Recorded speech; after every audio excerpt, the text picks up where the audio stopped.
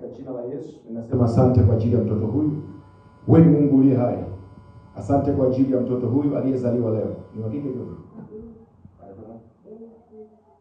Baba, asante kwa ajili ya Dennis Peter Shomali, ninamkabidhi katika mikono yako. Wewe ni Mungu aliye hai. Mtoto huyu amezaliwa na wewe Mungu umesema tuwabariki watoto. Kwa mamlaka ya jina la Yesu, ninaachilia baraka kwa huyu mtoto. Kuanzia leo amebarikiwa na mwekea ulinzi kwa mamlaka ya damu ya Yesu Kristo mwana Mungu aliye hai. Ninabariki huyu mtoto kwa mamlaka ya jina la Yesu. Naachilia mafuta ya baraka kwake. Nguvu za giza hazitamweza. Uchawi hautamweza. Ushirikina hautamweza. Uganga hautamweza. Na mwekea ulinzi wa kimungu. Yeyote atakayemtazama kwa mabaya hatofanikiwa. Katika jina la Yesu, na haribu kila nguvu za giza.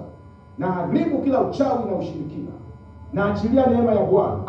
Na achilia ulinzi katika jina la Yesu. Ukakuwe salama.